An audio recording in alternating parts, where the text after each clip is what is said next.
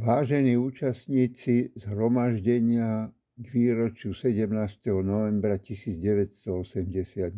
Stretávame sa pri pamätnej tabuli k výročiu 17. novembra 1989 na mieste, ktoré je blízko nášho sekretariátu koordinačného výboru VPN okresu a mesta Nitra. Tu bol náš sekretariát asi do konca leta 1990. Tu sme usporadovali zbierky na činnosť VPN v Nitre a Nitrianskom okrese. Tu redigovala časopis Nitrianská verejnosť pani Luisa Bakošová a pani Vlasta Hochelová. Tu s nami spolupracovala pani Turináďová. Tu sme koncom apríla 90 rozhodli o odstránení sochy Vladimíra Iliča Lenina z námestia pred divadlom. Tu bola tribúna.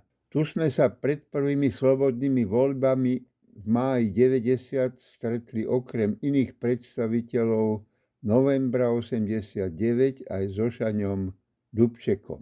Alexander Dubček sa prihováral ľuďom na zhromaždeniach v Nitre a vo Zlatých Moravciach pred voľbami v júni 90.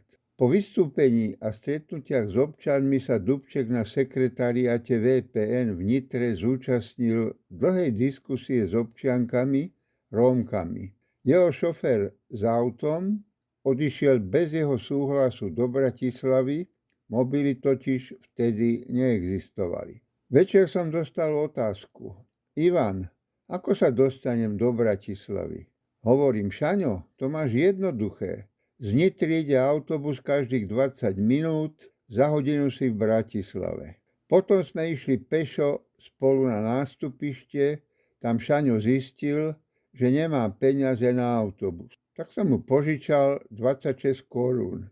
Potom sme na to zabudli. Spomenul som si na to pri jeho havárii autom pri ceste do Prahy 1. septembra 92.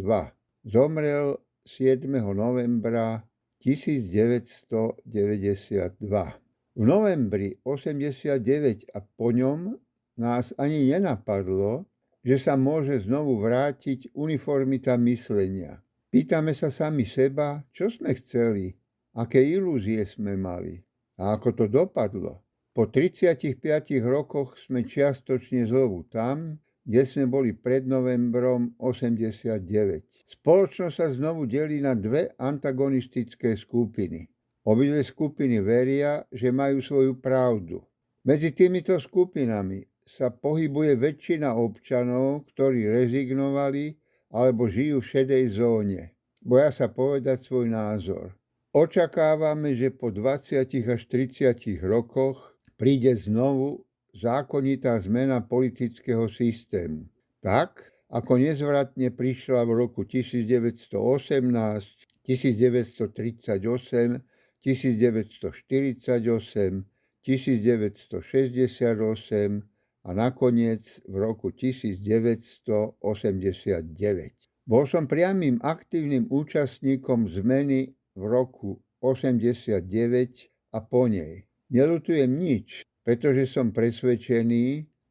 bol som presvedčený, že robím správnu vec, že to, čo robím, má zmysel. Očakávaná zmena môže byť postupná alebo kategorická, alebo príde k rozdeleniu nášho štátu. Pred zmenou sa budú znovu riešiť základné otázky. Kto má vlastniť štát? Kto sme my? Odkiaľ sme prišli? Čo chceme? A kam smerujeme? Zatiaľ neexistuje spoločenská dohoda, ktorá by vymedzovala povinnosti občana aj štátu. Znovu sa hľadajú nepriatelia, ktorých treba cenzurovať.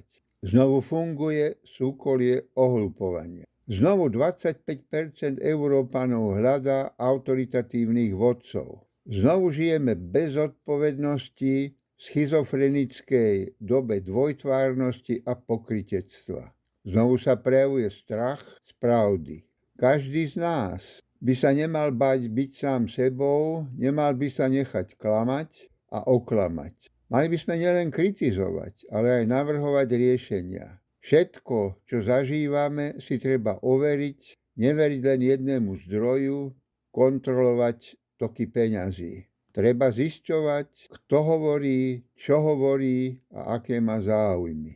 A na záver, verím, že neskrivený obraz novembra 89 bude žiť v nás ďalej. Ďakujem vám za účasť a pozornosť.